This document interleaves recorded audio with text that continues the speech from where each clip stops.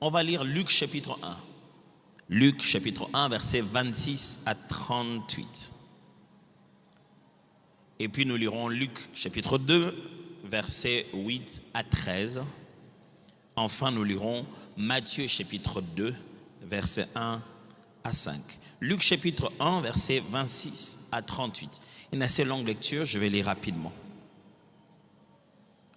Au 6e mois, l'ange Gabriel fut envoyé par Dieu dans une ville de Galilée appelée Nazareth, auprès d'une vierge fiancée à un homme de la maison de David nommé Joseph. Le nom de la vierge était Marie. L'ange entra chez elle et dit : « Je te salue, toi à qui une grâce a été faite, le Seigneur est avec toi. » Troublée par cette parole, Marie se demandait ce que voulait signifier une telle salutation. L'ange lui dit : « Ne crains point, Marie, car tu as trouvé grâce devant Dieu. Et voici, tu deviendras enceinte, et tu enfanteras un fils, et tu lui donneras le nom de Jésus.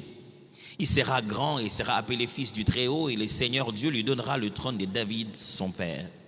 Il régnera sur la maison de Jacob éternellement, et son règne n'aura point de fin. » Marie dit à l'ange : « Comment cela se fera-t-il puisque je ne connais point d'homme ?» L'ange lui répondit : « Le Saint-Esprit viendra sur toi et la puissance du Très-Haut te couvrira de son ombre. C'est pourquoi le Saint-Enfant qui naîtra de toi sera appelé Fils de Dieu. Voici, Élisabeth, ta parente, a conçu, elle aussi, un fils en sa vieillesse, et celle qui était appelée stérile est dans son 6e mois, car rien n'est impossible à Dieu. » Marie dit : « Je suis la servante du Seigneur, qu'il me soit fait selon ta parole. » Et l'ange la quitta.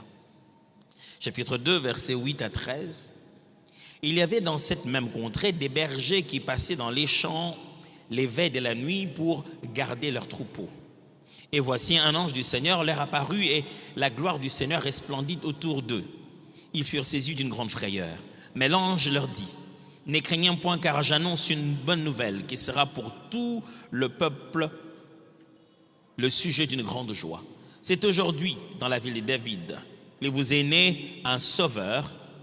C'est qu'aujourd'hui, dans la ville de David, il vous est né un sauveur qui est le Christ, le Seigneur. Et voici à quel signe vous le reconnaîtrez. Vous trouverez un enfant émailloté et couché dans une crèche. » Et soudain, il s'est joigni à l'ange une multitude de l'armée céleste louant et disant.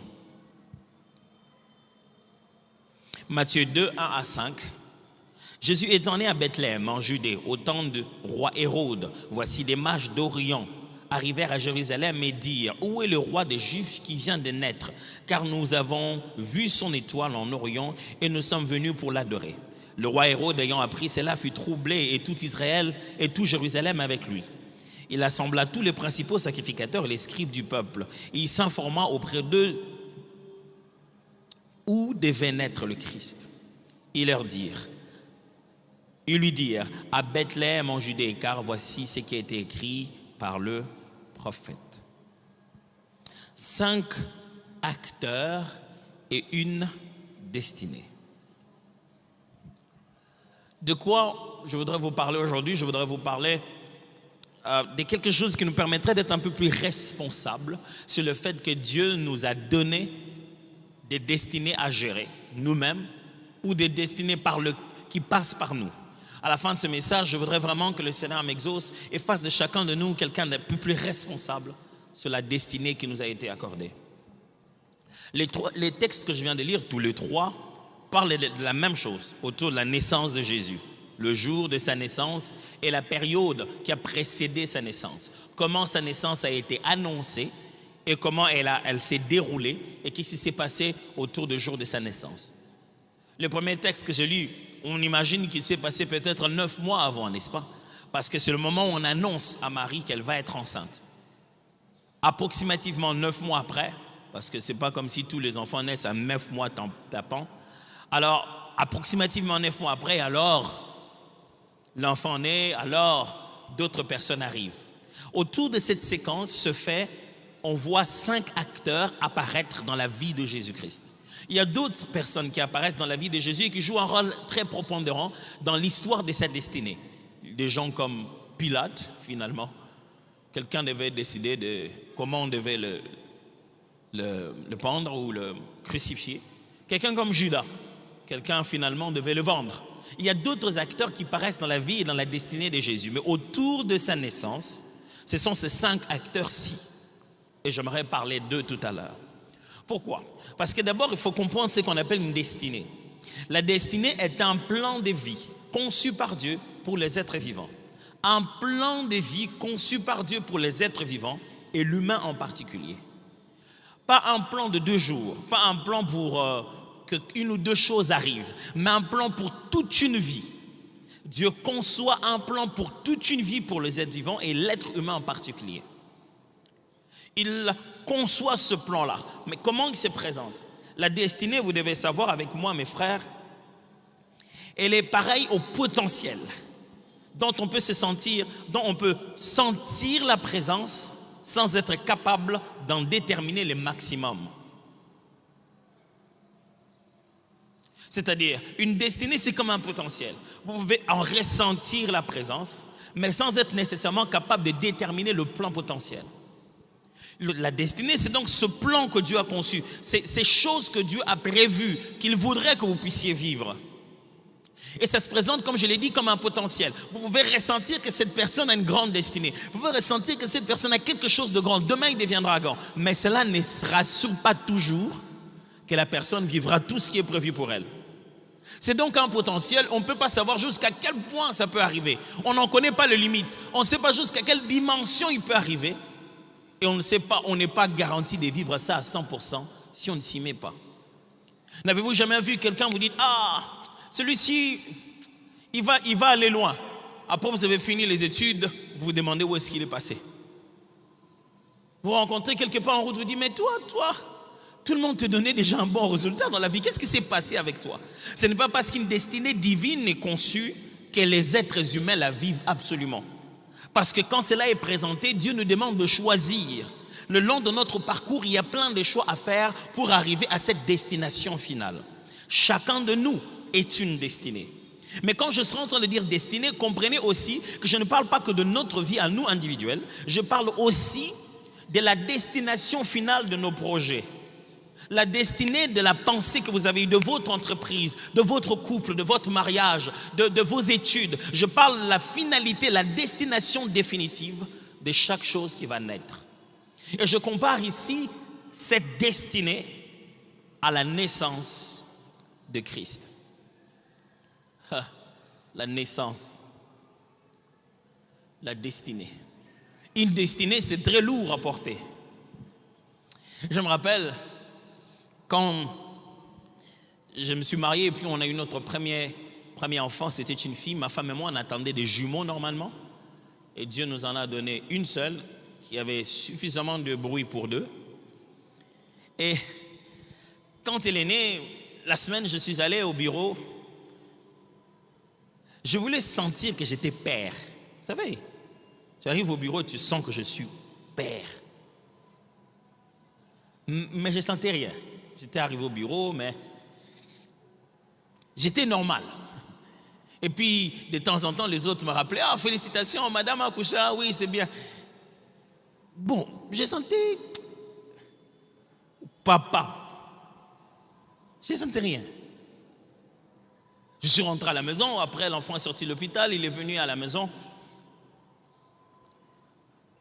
Première nuit, deuxième nuit, après, il fallait se réveiller la nuit parce que je ne pouvais pas quand même laisser cette bonne dame qui s'est occupée de l'enfant de toute la journée, la nuit, se réveiller seule. Je suis réveillé la nuit, il fallait organiser un duo pour s'occuper d'elle. En plus, si je savais ça, jeunes parents qu'on était, on nous avait dit qu'après 2 heures, il fallait lui donner le lait. Et c'est comme si c'était entendu avec les médecins. À chaque 2 heures, elle était debout. C'est comme si elle ne savait pas à quelle heure nous étions sur cette terre. On dirait que d'où elle venait, il y avait décalage horaire. Quand ici, c'était le matin, elle dormait. J'avais envie de la réveiller 2 fois. J'ai dit, ah tiens, réveille-toi, à ce moment, on ne dort pas. Et quand c'était la nuit, elle se réveillait, tout bonnement.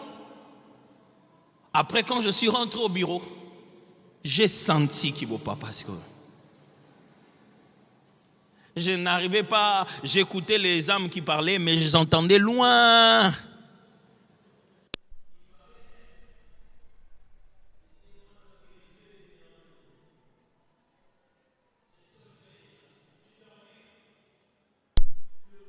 Il fallait s'occuper des enfants la nuit, il fallait prendre soin de l'enfant la nuit.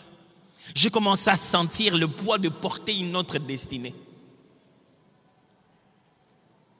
Pas seulement ça, il fallait commencer à s'occuper de ça, de s'occuper de cette fille. Dans les calculs, il fallait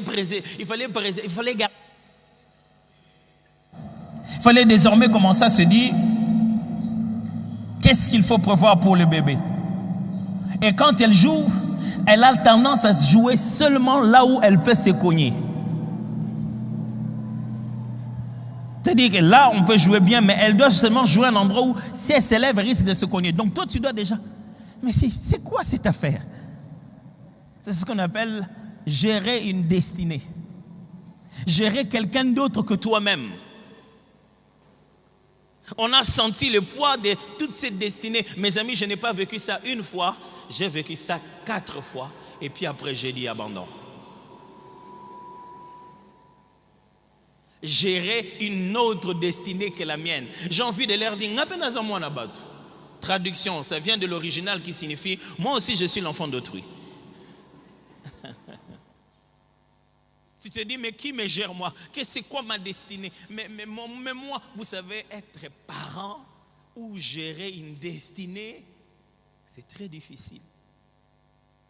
Et là, quand je la regarde, j'étais en train de regarder, le 24, elle chantait, je regardais, waouh! Priscille, elle chante très bien comme ça. Je me dis, waouh, qui pouvait savoir? La seule chanson que je connaissais d'elle, c'était ah! Maintenant, elle sait chanter. Et je la regarde, elle a grandi. Je dis, elle est devenue une grande fille. Bientôt, elle va dire au papa, le frère. Oh, le frère. Oh, le frère. Ouh. Et par dire à ma kilanzo, tu m'as cassé. Rien qu'à l'idée de... Oh, le frère, je prie pour toi beaucoup. Commencez d'abord par un examen de 100 questions sur Moodle. Et on va évoluer à partir de là. Une destinée. Ma femme me disait, non, t'en fais pas, dans 10 ans, ils seront tous partis. Moi, j'ai dit, j'ai envie qu'ils s'en aillent. Parce que chaque fois maintenant, c'est coco papa, je vais entrer. Coco papa, je vais entrer. Mais quand je passe 2 jours loin d'eux, c'est moi qui commence à me sentir mal. Ils sont où? Je vais rester là.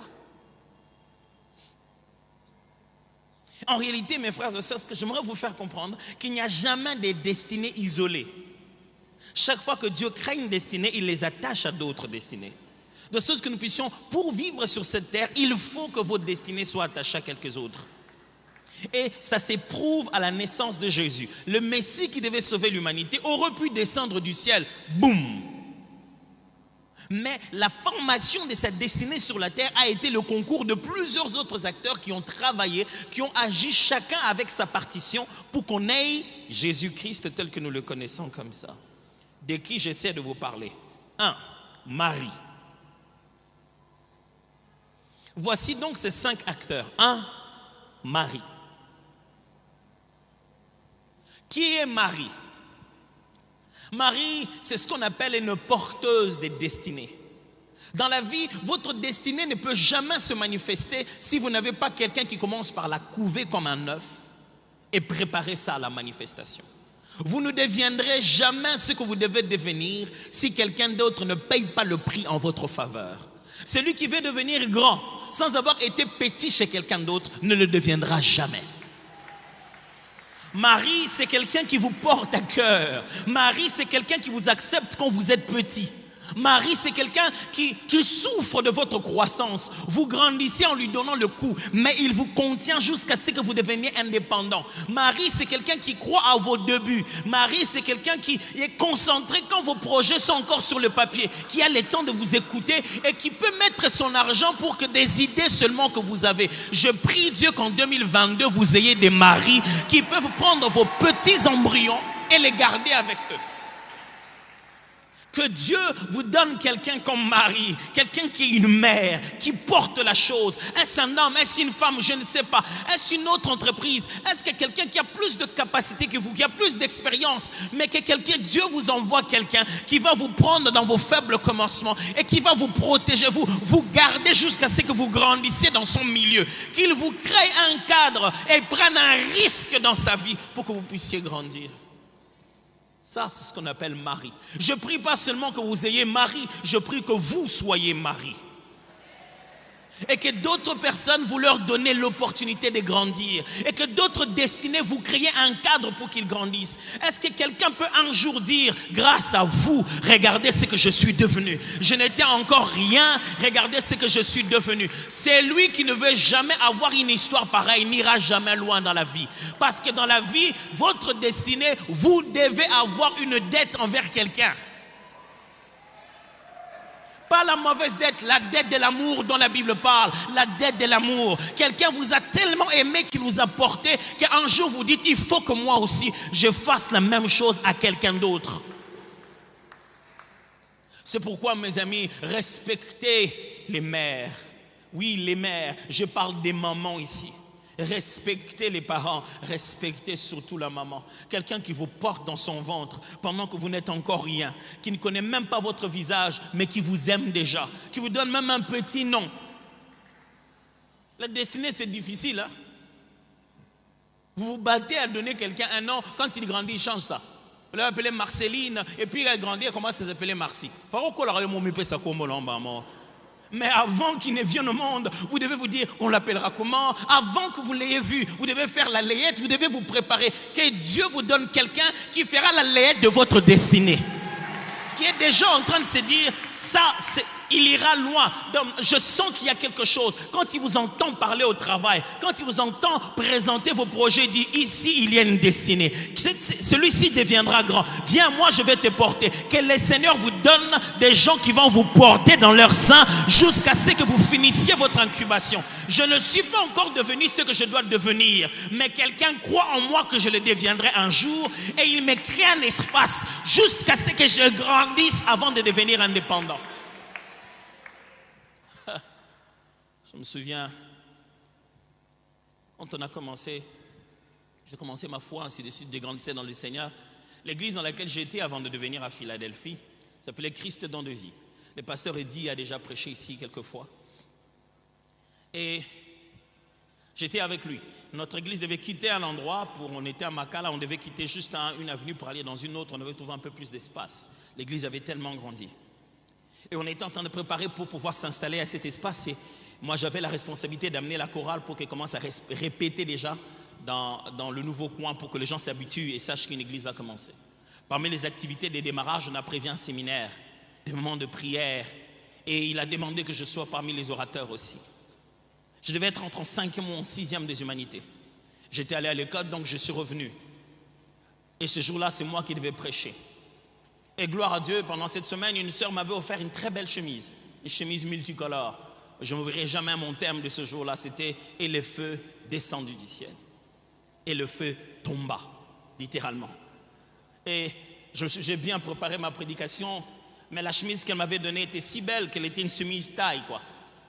Qui n'avait pas besoin d'être enfilée, qui n'avait pas... Voilà. Mais moi, j'avais des besoins d'enfilage, longue histoire. Mais j'arrive là-bas, une chose que les gens ne savaient pas, c'est que dans cette église, au moment de la prédication, on demandait à tout le monde de fermer les yeux pour prier pour le message. Ce n'était pas que pour le message, c'était aussi pour le messager. Parce qu'en ce moment-là, vous ne pouvez pas savoir pourquoi le prédicateur, tous ceux qui passaient à la chaire, ils avaient tous le même genre de chaussures. Non, c'était exactement la même chaussure. Donc moi, j'étais derrière, j'étais déjà arrivé en chaleur avec ma prédication, avec mon pantalon de l'école, déraillé complètement, avec ma chemise et les babouches. J'attendais que lui finisse, c'est lui qui modérait, c'est lui qui m'a appris à modérer. Il était en train de modérer. Quand il finit la modération, il demande à tout le monde de fermer les yeux. À ce moment-là, quand on ferme les yeux pour prier, il vient jusque derrière. On ne comprenait pas là-bas, le pasteur était très humble, il suivait la prédication derrière. Or, il venait derrière parce qu'il devait me donner ses chaussettes et sa chaussure. C'est ce que moi je portais et j'étais tout de suite devant. À ces moments des séminaires, on n'accueillait pas le prédicateur parce qu'il devait déjà lui-même, pendant que les gens ont la tête baissée, être déjà devant. Non seulement que j'ai prêché sur sa chair, je prêchais avec ses chaussures. Mes amis, dans la vie, si vous n'avez pas une histoire comme ça, vous n'irez pas loin. Si vous ne voulez pas dans la vie qu'une histoire comme ça existe de votre vie et vous essayez de vivre de façon indépendante, sans qu'il n'y ait qui que ce soit qui puisse vous porter comme une mère, vous n'irez pas loin. Mais ma grande question ici, c'est est-ce que quelqu'un d'autre peut dire ça de vous?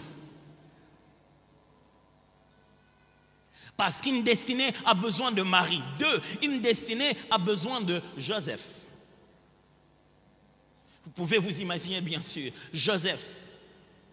Quel a été le rôle de Joseph? Le père. C'était quoi le rôle de Joseph? En effet, Joseph était beaucoup plus un protecteur avisé. Un père, c'est ça. Un protecteur avisé. Le rôle de Joseph consistait justement à... Le Seigneur lui montrait souvent comment allait se passer le combat. Qu'est-ce qui allait se faire? Joseph était un père. Mes amis, respectez les parents, respectez la mère, respectez le père. Un père, c'est celui qui est capable de voir déjà avant toi où tu vas et de poser aujourd'hui les actes qui te protègent par rapport à ta destinée. Marie savait que l'enfant devait naître, mais Marie ne savait pas qui voulait tuer l'enfant.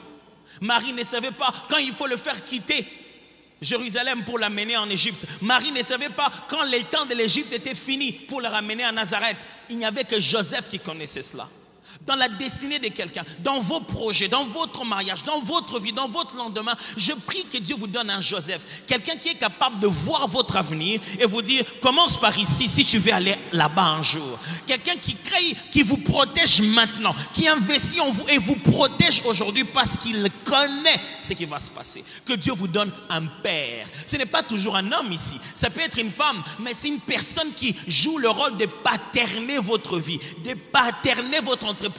Quelqu'un qui sait voir votre risque bien avant et qui sait déjà vous couvrir à présent. Parce que celui qu'on appelle un père a de la part de Dieu un droit prophétique de connaître votre étape prochaine et de vous protéger dès à présent de vos ennemis.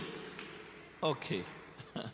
Il y a des gens qui savent la prochaine étape de votre vie et qui connaissent les genres d'ennemis que vous allez avoir. Et qui peuvent vous dire, écoute, garde-toi ici, ne va pas là-bas. Dis non, mais non, reste ici. Joseph sait prendre le risque de faire fuir l'enfant. Femme et enfant. Il déplace la famille. Où est l'argent de loyer pour que tu ailles payer là-bas? En Égypte, tu vas aller habiter chez qui? Dieu lui a juste dit, quitte avec eux ici. Il prend le risque, il dit, je dois protéger cette destinée. Je prie Dieu qu'il t'envoie quelqu'un qui va protéger ta destinée. Quelqu'un qui participe à un autre genre de conseil auquel toi tu n'as pas participé, qui sait des choses que toi tu ne sais pas. L'ange venait lui dire, écoute, Hérode a de mauvaises pensées. Il veut détruire l'enfant. Qu'est-ce qu'il faut faire? Prends-le, amène là-bas. Et puis l'ange revient encore, Hérode et tous ces gens sont morts. Prends l'enfant et ramène-les. Quelqu'un qui avait une telle perspicacité, qui avait une telle clairvoyance, qui pouvait voir que le mal arrive et qui pouvait tout de suite protéger et trouver un autre chemin. Mes amis, respectez les parents, respectez les pères, respectez ceux qui sont pères pour vous. Que quelqu'un donne à ton entreprise quelqu'un qui va vous paterner. Vous allez vous demander, qu'est-ce qu'il veut derrière? Il ne veut rien d'autre que protéger ta destinée. Vous savez, il y a deux genres de personnes dans la vie. Il y a ceux qui se disent, moi je suis passé par là, lui aussi doit passer par là.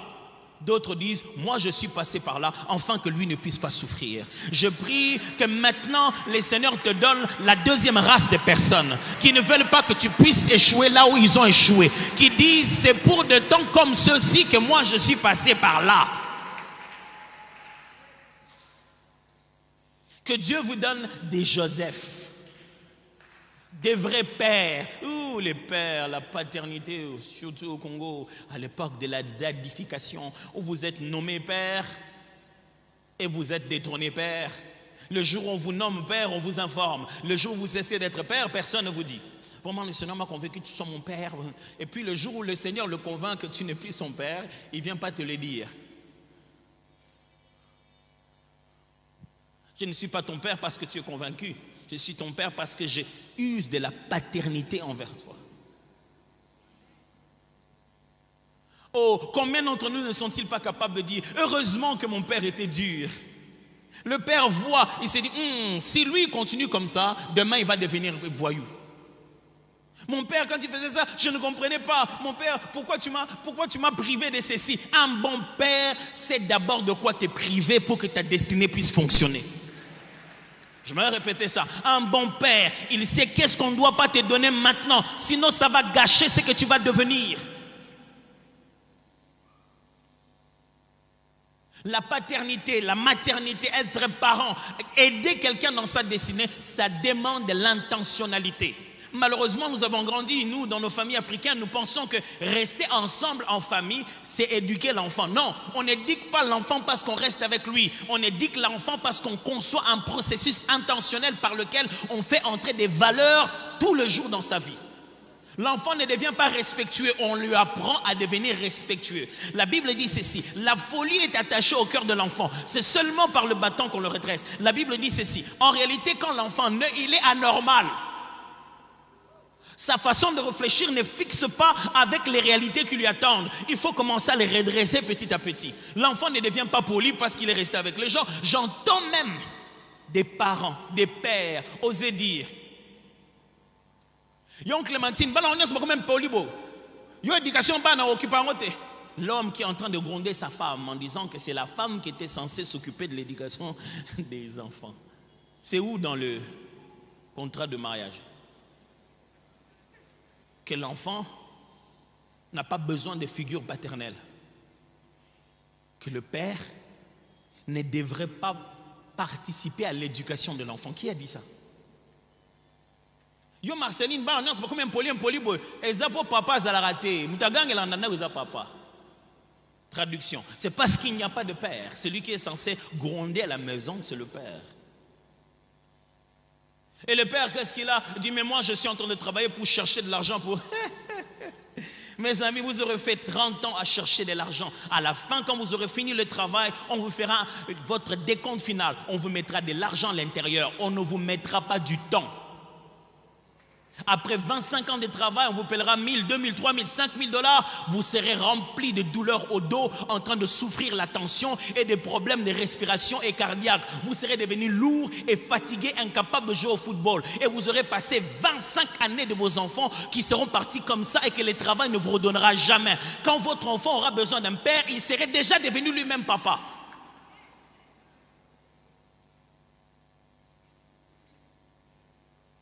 À quoi sert l'argent que vous gagnez? À racheter le temps avec vos enfants. Maman, l'argent qu'on gagne, on est en train de garder seulement. Vous gardez seulement pourquoi? Pourquoi? Vous devez planifier vos vacances, planifier des moments où vous avez du temps avec vos enfants, parce que les enfants ne deviennent pas du coup intelligents. Il faut intentionnellement investir en eux. Béni soit celui qui a quelqu'un qui a de l'intention sur son bonheur. Quelqu'un qui le fait avec but, qui te fait ça parce qu'il veut que tu deviennes quelqu'un. Oui, quelquefois vous devez vous arrêter et bénir Dieu pour votre marâtre. Moi j'ai grandi chez ma marâtre, elle m'a fait souffrir. C'est elle qui voulait tout le temps que je prépare. Même quand il y avait mes autres sœurs, elle voulait que moi je prépare seulement, c'est ça seulement moi. Mais aujourd'hui, ton mari, c'est qu'il aime vraiment chez toi. C'est pas ta façon de préparer. Qui t'a appris à préparer comme ça? Ce ne sont pas tous ceux qui te font du mal qui sont en train de te détruire. Certains mots dans la vie ont pour but de t'amener beaucoup plus loin. Écoute-moi bien, celui qui t'amène à la croix ne t'amène pas à la mort définitive. Il t'amène à la gloire.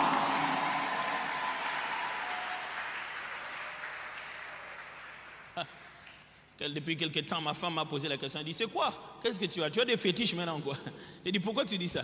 Elle dit, chaque jour quand tu viens, tu laisses tout le temps tes chaussures, tu les enlèves, tu les mets au bas des marches ici. Tu ne les prends pas. Tu montes, mais tu laisses tes chaussures ici. Moi je dis, je suis en train d'éduquer Roland. Il dit, quoi? Il va faire quoi? Il dit, Roland est entouré de ses sœurs. On le sert tellement qu'il risque de devenir un enfant gâté. Il est un homme, il doit apprendre à travailler lui-même. Mais il fallait lui demander d'aller chercher lui-même, de commencer à prendre ces chaussures-là. J'ai dit non, si je lui demande chaque fois de prendre ses chaussures à tout moment, il croira qu'il est en train d'obéir à ce que moi je lui demande. J'aimerais que chaque fois que les chaussures sont là et qu'on ne lui a jamais demandé d'aller les enlever, que ces chaussures-là ne bougent pas. Et ses chaussures ne bougeront que parce qu'on lui doit les enlever. Ce qui fait qu'il n'aura plus besoin qu'on lui demande de les enlever. Parce qu'il sait dans tous les cas, qu'on lui demande ou pas, sans lui, ses chaussures ne bougeront pas. Et qu'il soit capable de commencer à anticiper une responsabilité. À savoir que quand j'arrive et je dépose les chaussures là-bas, c'est automatiquement son travail d'aller les prendre et de les mettre au-dessus. Il dit, ah. Moi, il dit, pas plus tard qu'hier, il était dehors en train de manger. Moi, j'entre, je dis à sa nounou, je lui dis en lingala, quand Roland a fini de manger, demande-lui de prendre mes chaussures, de les faire monter. Je ne savais pas qu'il était en train de venir par derrière et il a entendu le lingala. De lui-même, il est allé, il a pris ma première chaussure, il est monté avec. Et puis il est redescendu, il a pris ma deuxième chaussure, il est monté avec. Je l'ai rencontré là, sur les marches. Je n'ai pas eu besoin d'acclamer. Oh, bravo! Non, sinon il va croire que c'est spécial. Je lui ai juste dit, merci beaucoup Roland, je suis passé. Et il m'a dit, pas de problème. Ça s'apprend ça. Heureux celui à qui on apprend ces choses-là. Mon frère, on peut t'apprendre des choses qui font pleurer, mais si tu as un père, tu as quelqu'un qui te protège des attaques d'Hérode, qui te place à l'Égypte au moment opportun. Un père peut être en train de t'amener ailleurs. Tu te dis, mais je vais où là? Mais moi je voulais aller là-bas, pourquoi tu m'amènes là-bas? Je sais, allons comme ça. Nous sommes à un moment où Hérode est en train de te chercher. Je suis en train de te protéger. Je prie Dieu qu'en 2022, il t'envoie des protecteurs, des gens qui vont te protéger. Des gens qui vont t'informer ce qu'ils ont décidé dans la réunion. On a parlé de toi, mais moi je leur ai dit, il faut qu'ils fassent ça. Mais ce que tu as dit là, ça va me faire souffrir. Fais-moi confiance, je sais de quoi je parle. 3. Mages, les mages. Quel était le rôle des mages dans cette naissance de la destinée?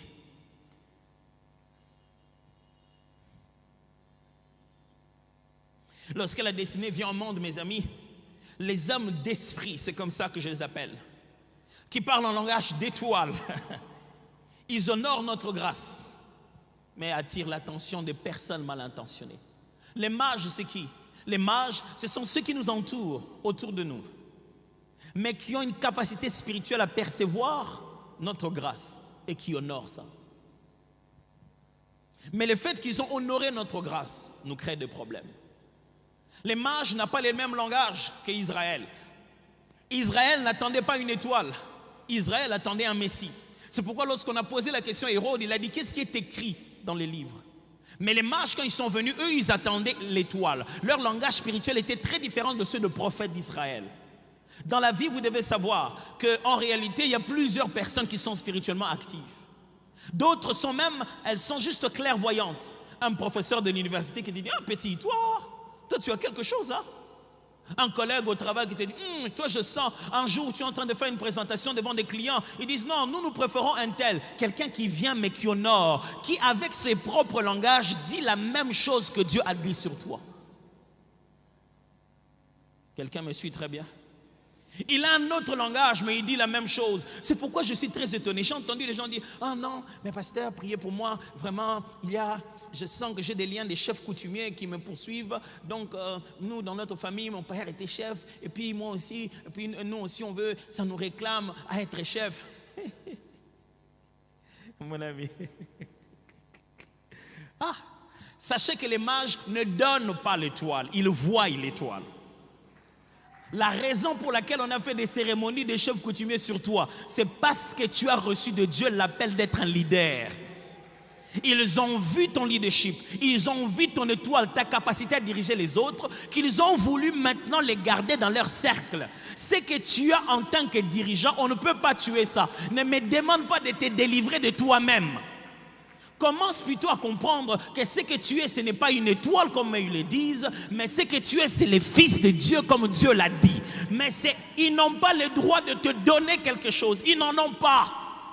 Le diable n'a rien à donner. Ils ont vu cela, ils parlent d'un autre langage. Mes amis, là dehors, quelqu'un d'autre vous dira, mais petit, Je sens que tu as du potentiel. Hein? Voilà, nous, on appelle ça. Laisse-les appeler par les langages qu'ils veulent. Laisse-les inventer un autre terme. N'ayez pas peur que les gens vous appellent par des noms bizarres. Ou je sens ton aura. Il appelle ça aura. Toi, tu sais qu'on appelle ça l'onction de Dieu. L'Esprit de l'Éternel est sur moi. Il dit, moi, mais petit, quand tu es entré, je sentis ta lumière. C'est dans leur langage, ils appellent ça lumière. Mais toi, tu sais que celui qui est en moi est plus puissant que celui qui est dans le monde. N'aie pas peur de travailler avec les mages parce qu'ils t'appellent étoile.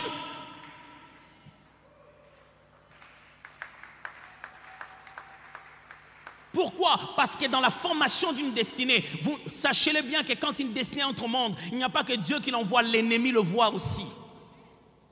Et quand ils sont en train d'honorer ça, des fois ils ne savent rien faire, ils ne peuvent qu'honorer. Ils peuvent que dire aux gens, non, lui, moi je veux faire travailler avec lui. Non, lui il a quelque chose de spécial. Il dit ça devant ton chef. Il dit ça devant tes collègues. Il dit ça devant tes amis. Un oncle entre à la maison. Où est Benjamin? Benjamin. Ah, Benjamin. Moi j'aime bien Benjamin. Benjamin, il ira loin. Hein? Benjamin, c'est déjà une grande personne. Même les oncles disent ça. Tu ne sais pas pourquoi ils disent ça. Tout le monde dit, cet oncle-là, il est bizarre. Mais pourquoi il t'aime trop? Et où est le problème? Même les mages voient l'étoile. Et ils ne peuvent rien contre l'étoile. Mais pourquoi il te donne beaucoup de cadeaux? Oh, c'est pas moi qui lui ai demandé. Même les mages savent respecter l'étoile. Aujourd'hui, nous sommes dans un monde où si les mages te donnent les cadeaux, on t'appelle magicien. Si quelqu'un qui est dans tout autre langage spirituel a vu en toi quelque chose, qu'il est obligé de se prosterner devant ça, on commence à croire que vous deux, vous êtes d'un même camp.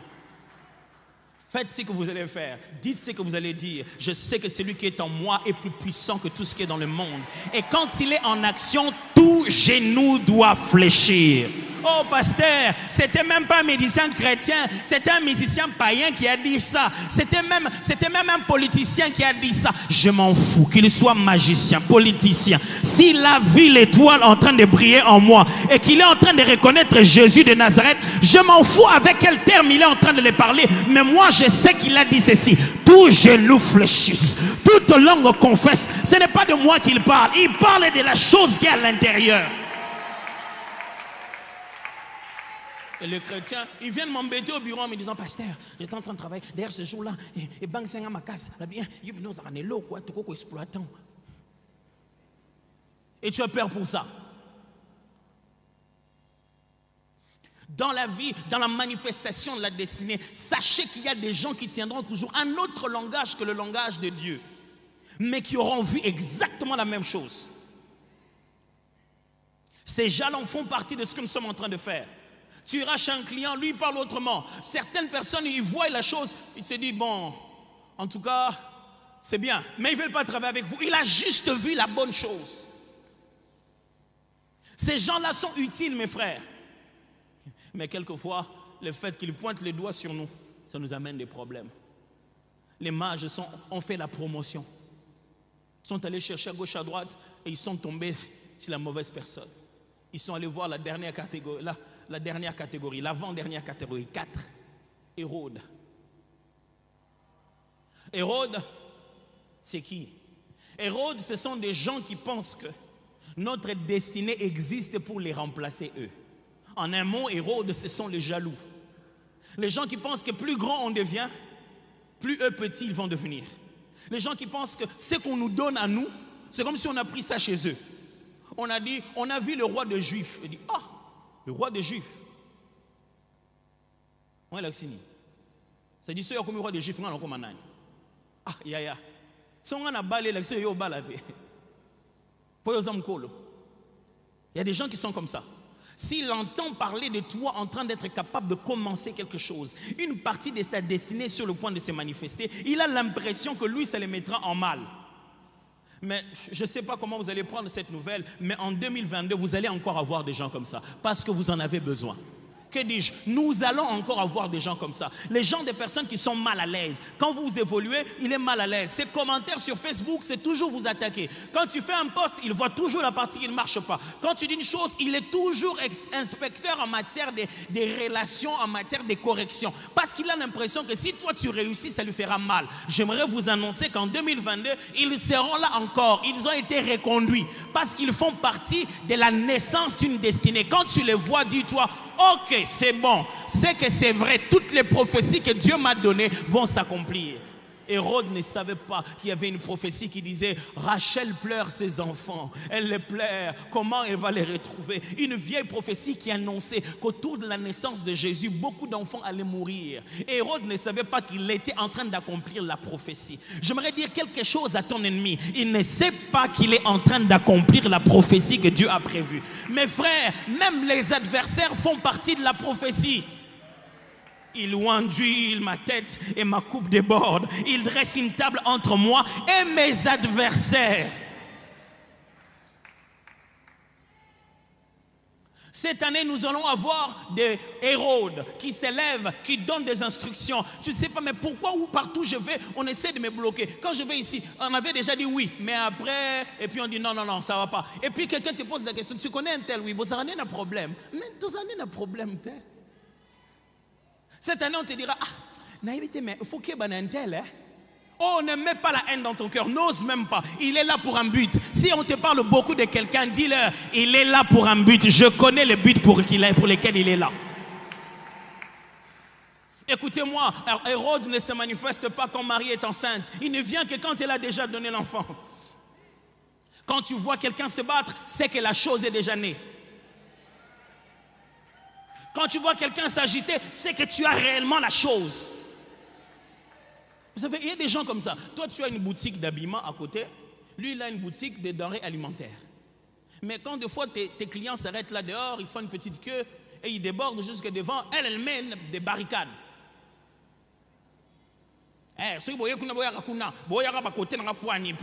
Pourquoi vous débordez en venant de mon côté? Ce qu'ils cherchent chez moi, toi, tu n'en as pas. Ce qu'ils vont chercher chez toi, moi je n'en ai pas. Pourquoi tu veux combattre une chose qui n'a rien à voir? Si moi je vends 10 vestes ce jour-là, est-ce que j'ai pris l'argent des aubergines chez toi? Les vestes que je vends, toi tu n'en as pas.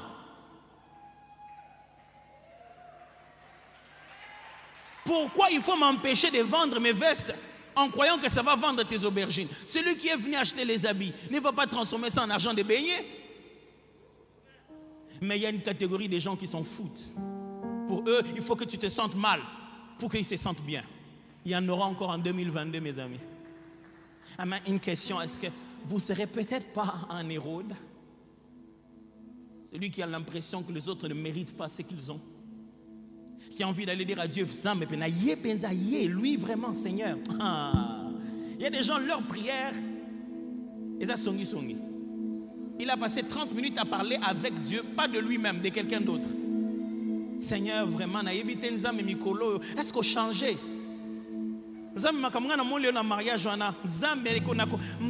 Sophie, Seigneur, Sophie.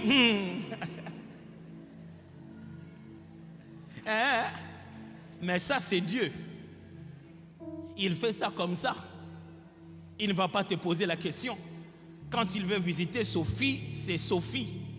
Change d'attitude, regarde Sophie et dit, oh Seigneur, si tu l'as fait avec Sophie, tu vas le faire aussi avec moi. Et enfin, cinquième, ce sont les bergers. La Bible dit qu'on est allé, les anges sont venus voir les bergers. Il dit, écoutez, on a une bonne nouvelle pour vous. Là-bas, du côté de la ville de David, le Messie vous est né. Et les anges se mettent à louer, à adorer, à chanter. Et les bergers disent, on doit partir. Ils sont allés dans cette crèche, il leur a donné les indications. Ils sont arrivés, ils ont dit, nous sommes juste venus voir l'enfant qui est né ici. Ils n'ont pas mené de l'argent, ils n'ont rien amené. Ils sont juste venus confirmer que cet enfant n'est pas normal. Mes amis, dans la naissance de la destinée, Dieu vous donnera toujours des bergers. C'est quoi des bergers? Des bergers, ce sont des gens qui parlent le langage de Dieu, pas comme les mages. Des envoyés prophétiques de Dieu qui viennent confirmer la chose que tu as au-dedans de toi. Dieu vous enverra une prédication, un message, une vidéo, un cantique, quelque chose qui vous rappellera Osaï Nzambe, Osaï Nzambe.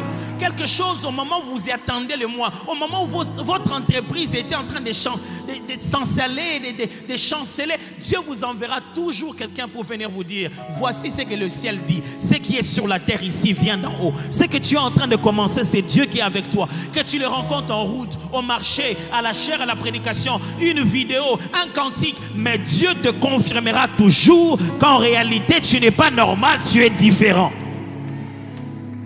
Il te confirmera toujours qu'en réalité ce que tu es en train de faire c'est différent. En réalité c'est dans quoi tu t'es engagé, il est avec toi. J'aime ces moments-là dans la vie. Le moment où tout dit que c'est contre moi, mais Dieu dit je suis avec toi. Ah oui, le moment où la pluie dit c'est contre ça, où le son dit c'est contre ça, où les annonces disent c'est contre ça, où les règles de la ville disent c'est contre ça. Mais quand je mets mes genoux par terre, je l'entends me dire, il est avec moi. Les bergers, ce sont des gens qui viennent te dire, mon frère, j'ai beaucoup pensé à toi cette nuit. Durant toute cette nuit, j'étais en train de faire autre chose. Les bergers font autre chose, mais Dieu les arrête. Il dit, j'étais en retraite en train de prier, mais j'ai eu beaucoup de visions sur toi. Toute ma retraite n'était que bombardée de ça. J'étais en train de te voir. Un moment, tu pleurais, tu n'avais rien. Pouf, après cela, j'ai vu que des choses commençaient à pousser dans toi. L'Éternel te donnait des visas et tu étais en train d'aller à gauche, à droite. Beaucoup de gens étaient bénis par toi. En moment, il est en train de dire, tes poches sont vides, mais tu sais, ah, j'ai quelque chose de Dieu, ça va finir par arriver. Et tu as envie de dire, heureusement que ce n'est pas moi qui l'ai dit, heureusement ce n'est pas moi qui l'ai dit. Tu as envie de dire aux membres de la famille, le berger est venu, il a dit, cet enfant n'est pas normal. Qu'en 2022, Dieu vous donne un berger de chaque mois. Un berger de chaque mois. Chaque mois, quelqu'un revient. Chaque mois, quelque chose revient pour te dire, n'arrête pas, tu es de Dieu. N'arrête pas ce que tu as commencé, le Seigneur est avec toi.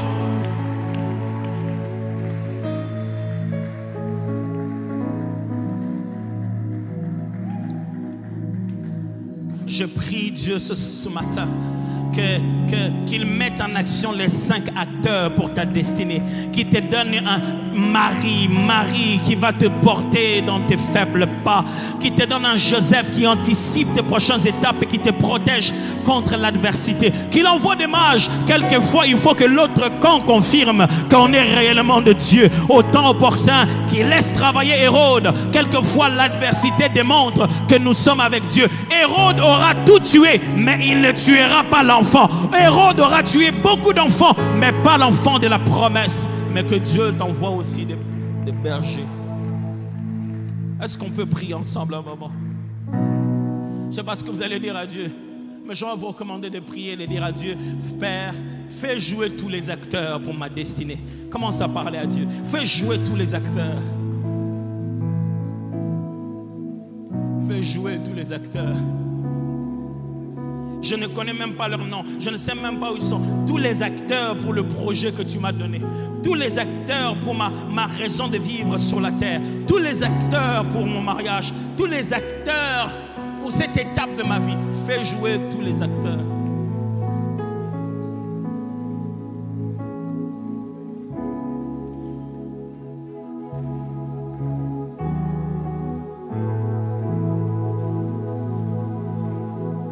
Tous les acteurs.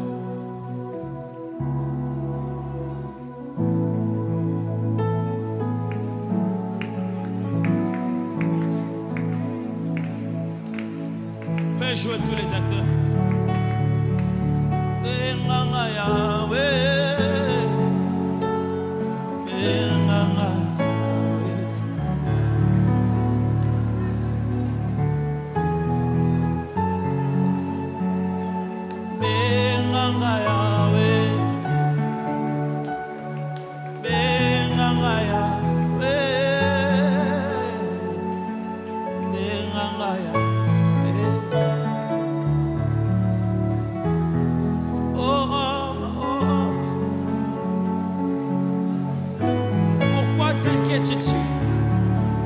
De ce qui t'arrive,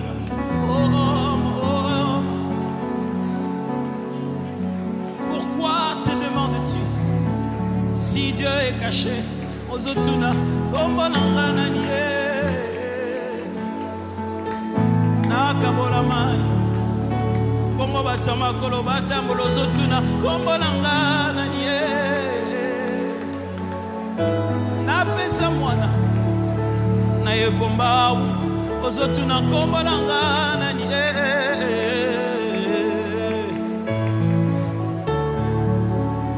nalobi be nganga ya babrate ya bashakara. Hallelujah. Be nganga ya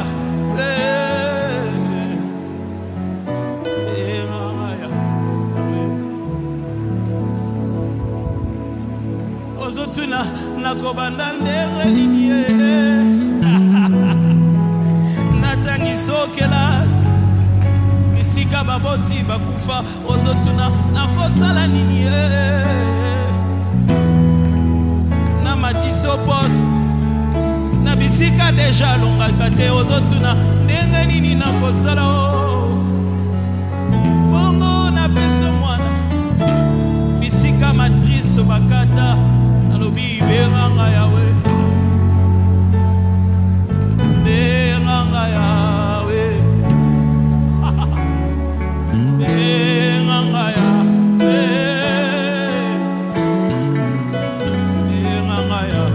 Mes amis, nous avons un Dieu puissant, nous avons un Dieu capable, nous avons un Dieu qui dit une chose, et la chose s'accomplit. La parole s'essuie toujours par les actes.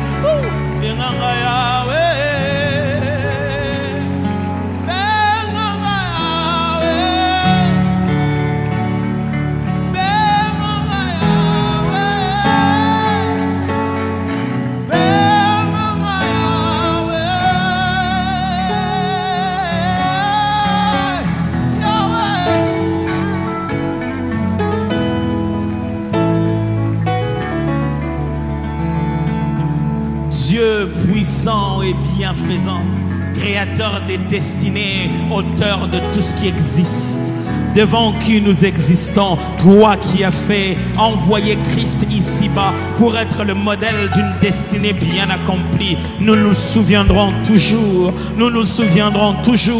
que c'est toi la base, c'est toi la cause, c'est toi le départ, c'est toi tout ce dont nous avons besoin. Merci pour ta fidélité, au nom de Jésus. Est-ce que quelqu'un peut se mettre à acclamer Dieu, à glorifier Jésus? Amen. Gloire à Dieu.